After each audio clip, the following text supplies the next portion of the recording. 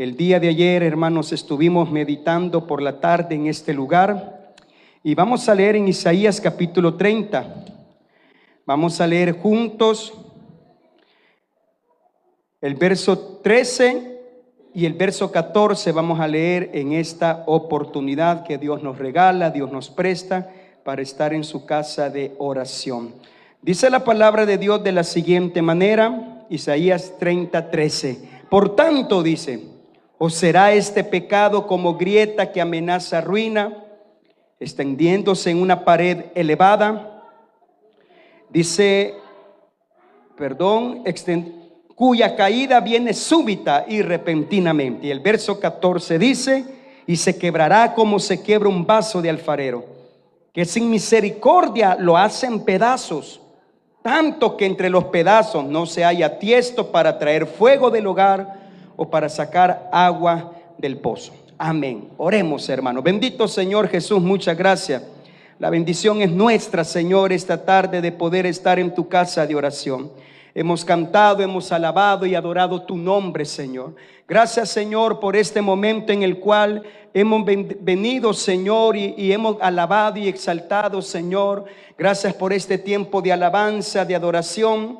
Cada cántico, Señor, cada alabanza que damos en cada culto, recordamos, Señor, lo bueno que tú eres. Recordamos tu fidelidad, recordamos tu bonanza, Señor, recordamos tu misericordia. Ahora yo te pido que hables a nuestra vida y que todo lo que se diga, todo sea de bendición para cada uno de nosotros. En el nombre de Jesús, amén, Señor, y amén. Gloria a Dios. Tenga la bondad de sentarse, hermanos, en esta oportunidad. Dios bendiga a todos los que estamos acá esta tarde. Hemos sacado este tiempo, hermanos, para venir este día lunes. Hemos tenido un fin de semana, pero muy bendecido, hermanos, muy bendecido. Puedo testificar, hermanos, quizás en esta semana también nuestros hermanos mencionen algo, pero el día de ayer estuvimos allá en el grupo de Monteverde, hermanos, y gloria a Dios, hermanos, un buen grupo de personas estuvieron allí y escuchando la palabra de Dios, apoyando a la familia. Ha sido de una tremenda bendición, hermano, nuevas experiencias. Hablaba con hermano Abel y yo le decía, hermano, hay que tomar en cuenta que por 2 años probablemente el Ministerio de Misiones, lo único que estábamos haciendo, hermanos, era tener el culto el día domingo último, hermanos, dando énfasis a misiones. Y bueno, no está de más, ¿verdad? Siempre los grupos familiares, los grupos de estudio, pero ahora, hermanos, se ha añadido algo más que son, hermanos, estos cultos, y ha sido una tremenda bendición. Así que el otro mes no dudamos, hermanos, que también va a ser muy bendecido, hermano. Vamos en esta oportunidad a continuar hablando acerca, hermanos, de lo que es la renovación en nuestra vida. El día de ayer estuvimos viendo, hermanos, algo importante acerca de que cuando Dios nos quiere usar, primeramente, hermanos, Él quiere renovar nuestras vidas, nuestra mente, nuestro corazón, todo nuestro ser, todo nuestro ambiente. ¿Por qué, hermanos? Porque a través de eso nosotros podemos lograr, hermanos, en las diferentes áreas, hermanos, el propósito de Dios. Pero ahora bien, hermanos, concluyendo con este tema, por lo menos comenzando el día de ayer, la pregunta sería, hermanos, ¿cómo podemos renovar nuestro espíritu?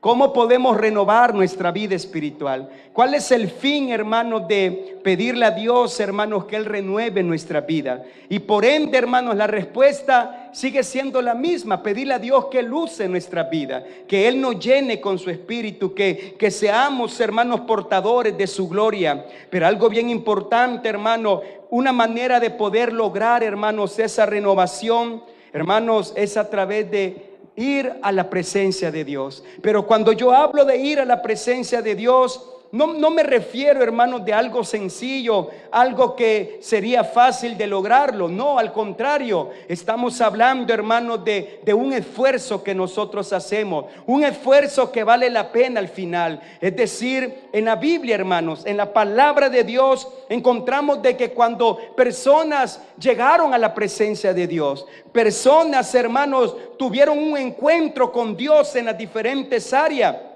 la Biblia dice que sus vidas no fueron iguales. Y eso es lo que nosotros necesitamos, hermano, que nuestra vida no sea igual, que nuestra vida cambie, que nuestra vida sea transformada, que nuestra vida, hermanos, completamente, hermanos, pueda llenarse de la presencia de Dios. Pero para eso, hermanos, lo dijimos el día de ayer, hay una renovación. Pero para ser renovados necesitamos ir a la presencia de Dios. Y para ir a la presencia de Dios, hermano, oiga bien lo que la Biblia dice. Apocalipsis capítulo 4, vamos a leer el verso 1. Esta cita, hermano, es bien importante porque la Biblia nos dice algo bien necesario para nosotros entrar a la presencia de Dios. Dice la Biblia 4:1 de Apocalipsis: después de esto miré y aquí una puerta abierta en el cielo, y la primera voz que oí como de trompeta hablando conmigo dijo, oiga bien, sube acá.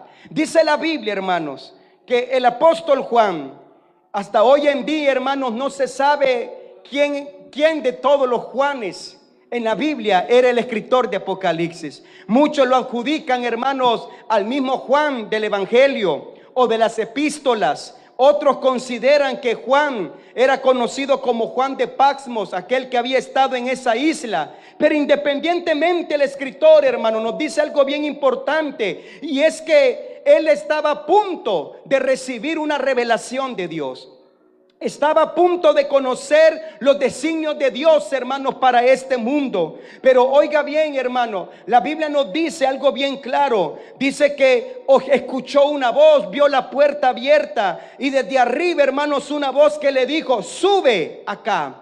Note bien, hermano, Dios, hermanos, no le dijo, no te preocupes, Juan, voy a estar al mismo nivel tuyo en este momento para que me escuches. No, él estaba diciendo, Juan, es tiempo que dejes lo que está en la parte de abajo, es tiempo que comiences a subir, es tiempo que comiences a escalar un poquito más, es tiempo, Juan, de que dejes todo tu ambiente, todo a tu alrededor y comiences a escalar hacia mi presencia. Y la Biblia dice, y me dijo, sube acá y yo te mostraré las cosas que sucederán después de estas. Hermano, déjeme decirle en esta tarde, la iglesia necesita revelación de Dios. La iglesia necesita conocer el corazón de Dios. La iglesia necesita conocer el propósito de Dios. No sé si en algún momento a usted le ha pasado, hermano, que no le hayamos sentido a lo que estamos viviendo, problemas, dificultades, y de repente, hermanos, hasta miramos hacia un lado y decimos, ¿por qué fulano? ¿Por qué sutano? Personas malas, personas negativas, personas que lejos de ayudar sirven de estorbo en todas las áreas, en la sociedad, en la iglesia. ¿Por qué estas personas sí son bendecidas y nosotros no?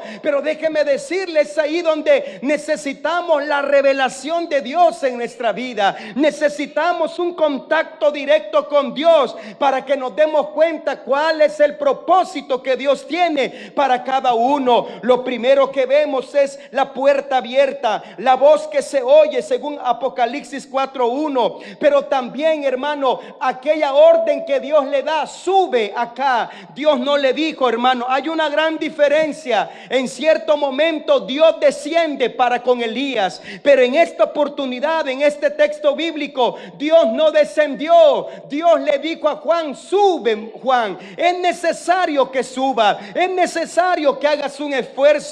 Y déjeme decirle, hermano, si nosotros queremos mejorar en nuestra vida cristiana, si nosotros queremos, hermano, como lo hemos dicho muchas veces, comenzar a subir a un nivel de espiritualidad más grande todavía, yo creo, hermano, de que nuestra fe tiene que aumentar, nuestra relación con Dios debe de aumentar. Nosotros debemos de saber, hermanos, que tenemos el poder del nombre de Jesús en nuestra vida, pero para que ese poder, hermanos, tenga efecto en las diferentes áreas, necesitamos estar a cierto nivel, hermano. Bíblicamente hablando, habían unos jóvenes, dice la palabra de Dios, que comenzaron a reprender demonios y lo hacían en el nombre correcto, en el nombre de Jesús decían. Pero viene el demonio, se burla de ellos y le dice, ay papito, le dice, yo conozco a Jesús y sé quién es Pablo, pero ustedes quiénes son, porque ellos decían, en el nombre de Jesús, de quien predica decía Pablo, hermano, hay personas allá afuera que invocan el nombre de Jesús,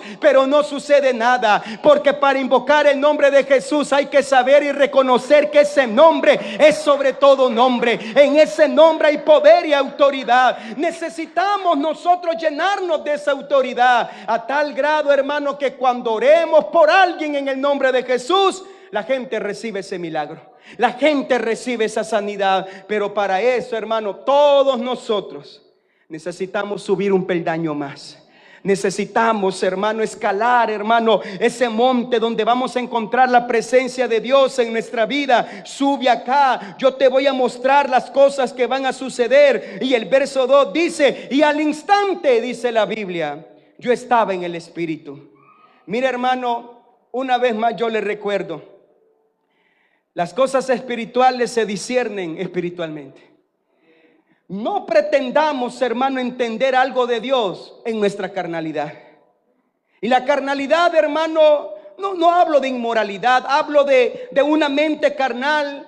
Simplemente, hermano, comenzar a decir, ¿y cómo es que Dios va a hacer este milagro?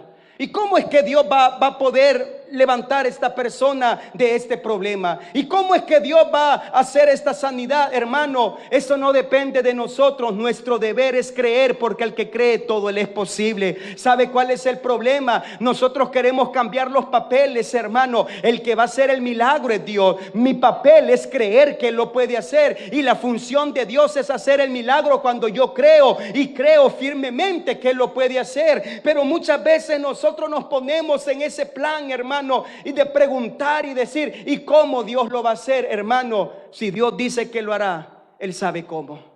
Pero es ahí, hermano, donde, repito, necesitamos entrar en una atmósfera diferente en la vida espiritual, porque lo espiritual se va a discernir espiritualmente.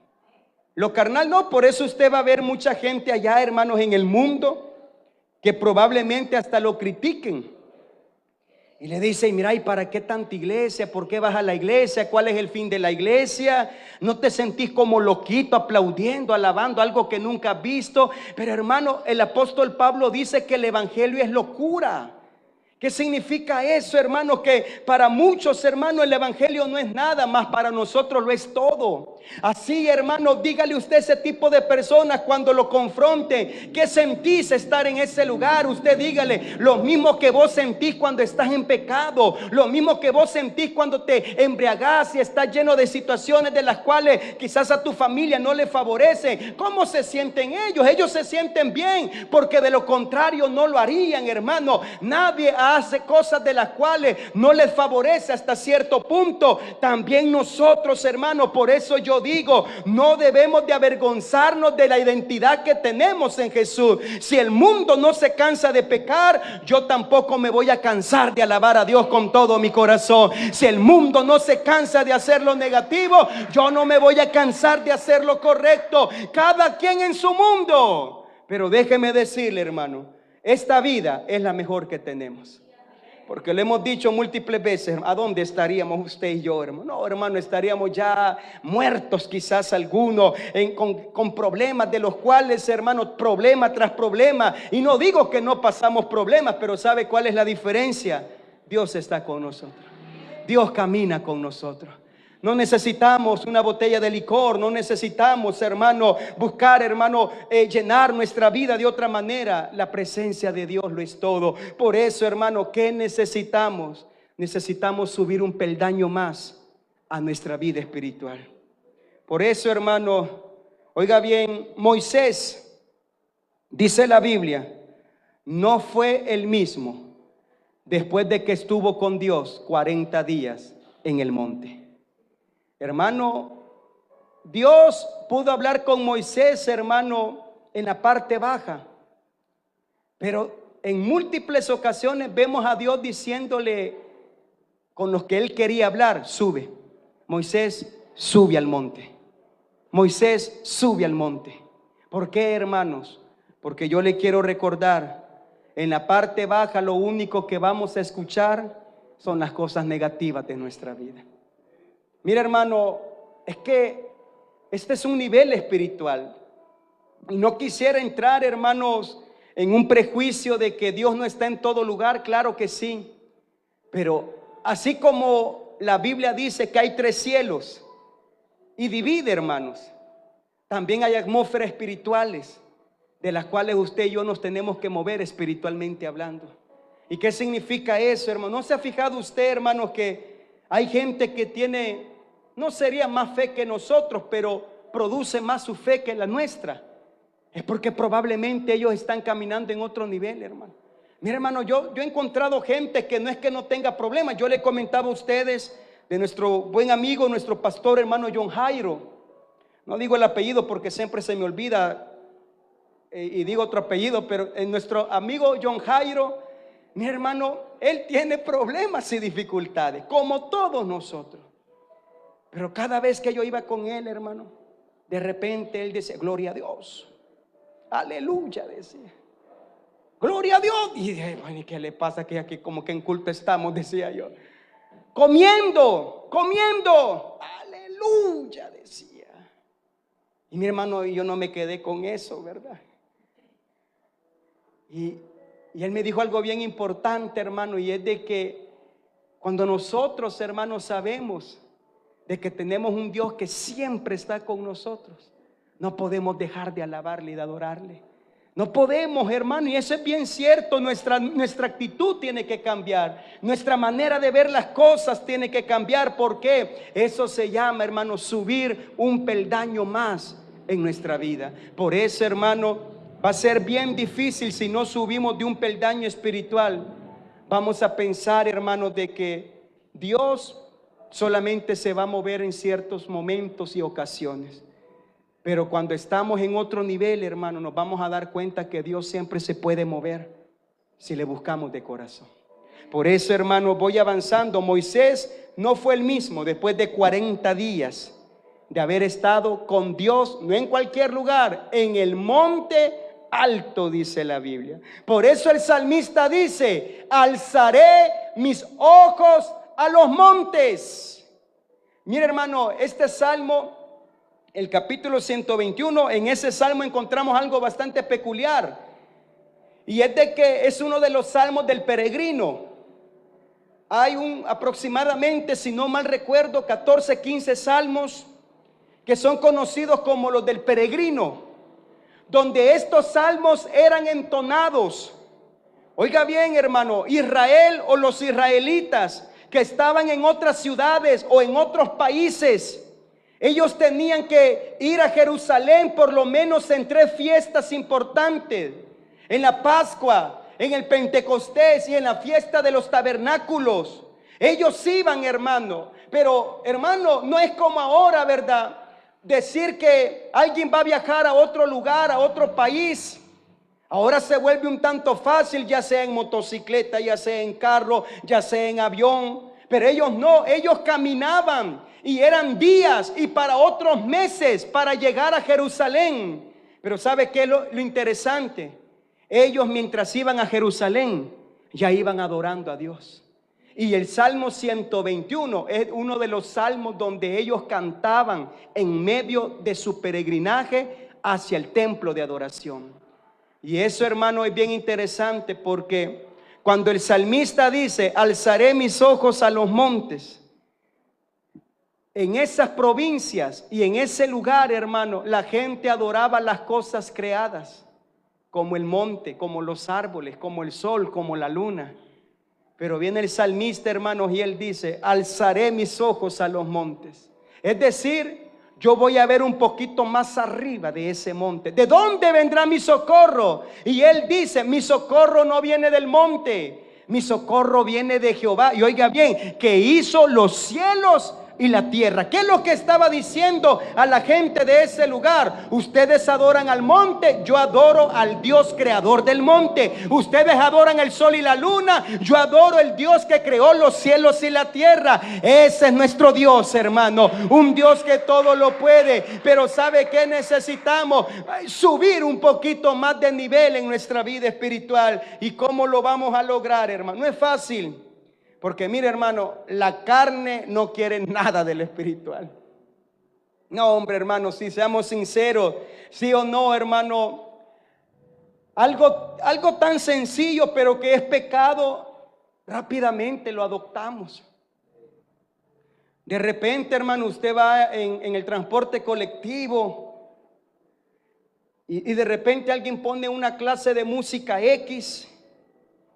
Y mire, hermano, aquellos que en algún momento, hermanos, tuvieron un contacto directo con esa clase de música, hay algo bien importante e interesante, y es de que la mayoría de gente se recuerda de eso. Es que mire, hermano, en el área de la neurociencia, los mismos conocedores del tema dicen de que no es que hay cosas que olvidemos, sino que hay una memoria, hermanos, de la cual guarda ciertos recuerdos, pero no están en la parte frontal del cerebro, sino que en la parte de atrás.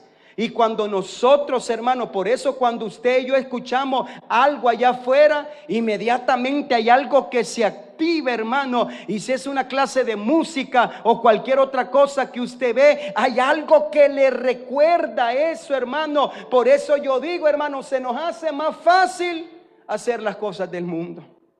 Pero mire, hermano, hacer las cosas de Dios es lo que verdaderamente vale la pena. No, hermano, yo lo dije una vez, hace meses, es que ser cristiano es de valientes. Ser cristiano, hermano, no es para cualquiera. No, mire, hermano, ser cristiano no es para el espíritu de Anona. Las Anonas se rajan. No, el que es cristiano, hermano, tiene que saber que debemos y necesitamos crucificar nuestra carne todos los días. Luchamos con deseos, luchamos con pecado, luchamos con circunstancias negativas y todos los días tenemos que crucificar la carne. Por eso yo digo, he ahí la importancia, hermanos, de subir un nivel más en nuestra relación con Dios. A tal grado, hermanos, de que el apóstol Pablo dijo, oiga bien, andad en el Espíritu. Mira, hermano, la pregunta sería, ¿qué significa andar en el Espíritu? ¿Será que es casi no tocar el suelo y volar? ¿Qué es andar en el Espíritu? Andar en el Espíritu, hermanos, la única idea que yo puedo dar en esta oportunidad, hermano, es estar siempre llenos de Dios. Y cuando estamos llenos de Dios, hermano, es ahí donde yo digo, hermano, lo único que va a salir de nuestros labios es gloria a Dios. Aleluya. Por eso, hermano, cuando usted vea el plato de frijoles con queso, aleluya, diga, gloria a Dios. ¿Por qué, hermano? Porque es una bendición de Dios. Pero ¿sabe cuál es nuestro problema? Vemos el plato de frijoles y solo frijoles hay usted. Ay, Dios mío, y solo esto me voy a comer. Hermano, andar en el Espíritu, aún en cosas sencillas, nuestro lenguaje, nuestra manera de ver las cosas, andar en el Espíritu, hermano, es cuando andamos en la calle, hermano, y aunque se nos atraviesen, no decimos nada. Pero cuando no andamos en el Espíritu, hermano, ese pito no alcanza, hermano. Quisiera tener un pito de furgón, de aquellos que tiembla, hermano, cuando se oye. Pero cuando andamos en el Espíritu, hermano, eso significa que estamos subiendo un peldaño más en nuestra vida cristiana. Hermano, cuando usted y yo andamos en el Espíritu, alguien nos puede decir algo negativo en contra suya, en contra mía, y eso no le afecta, fíjese. Porque mire, hermano, hace poco yo le decía a mi esposa, gracias a Dios me agarraron en ayuno, le dije yo. Ya iba por el tercer día de ayuno en esta semana, día domingo, lunes y martes con los pastores. Y hubo alguien, hermano, de que me comenzó a sacar un tema que no, hermano. Y mira, hermano, yo hablando y diciéndole, hermano, pero créame, yo le dije a mi esposa, nunca sentí tanta cólera hablando de ese tema. Y yo sentía que me iba acercando más a esa persona, hermano. Y yo sentía que algo, y yo, hermano, después yo dije, en este momento yo digo, hermano, qué difícil es. Imagínense si nos agarran carnales, hermano. Es ahí donde yo digo, Señor, yo necesito más de tu Espíritu. Yo necesito más de ti, Señor. Yo necesito que me llenes tanto de tu Espíritu que diga lo que diga el diablo, diga lo que diga la gente, hermano. Eso no nos va a afectar. ¿Sabe por qué? Porque estamos tan llenos de Dios que no nos va a importar lo que el enemigo diga en contra de nosotros.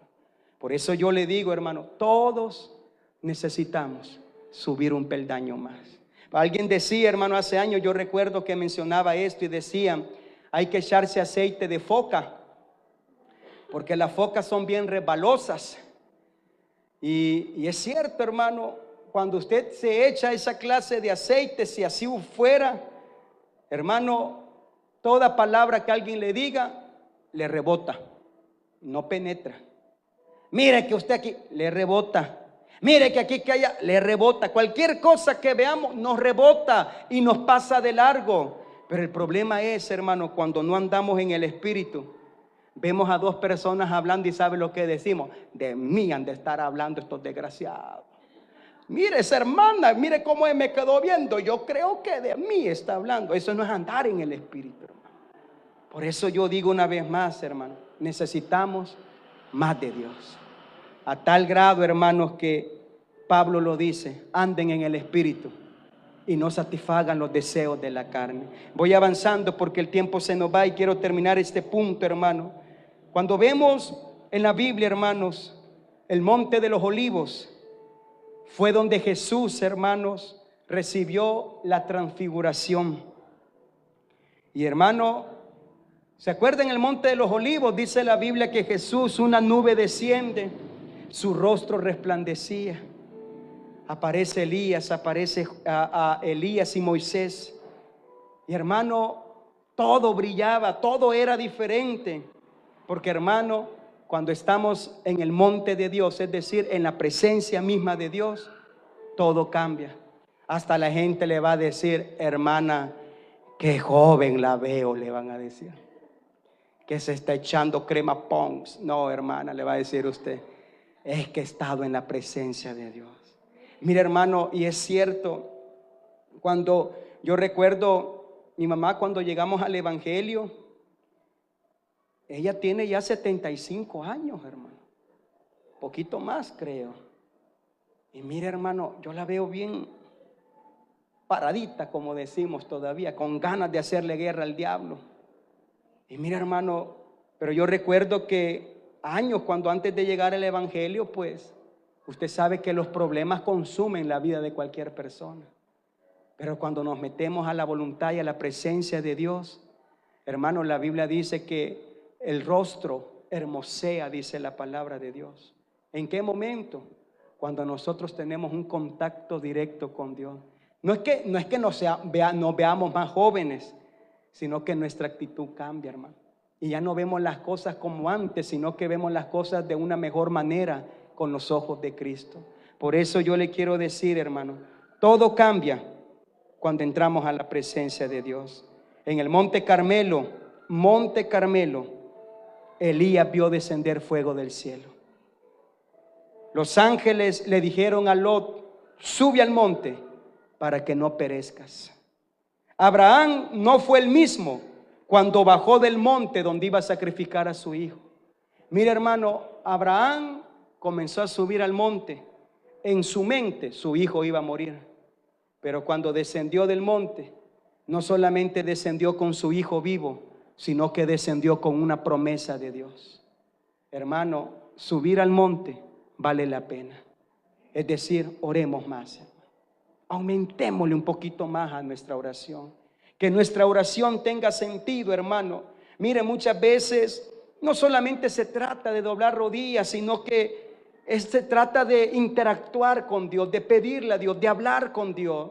Y nos vamos a dar cuenta, hermano, cuando nosotros ordenamos nuestra plática con Dios, nos vamos a dar cuenta, hermano, que el tiempo no alcanza.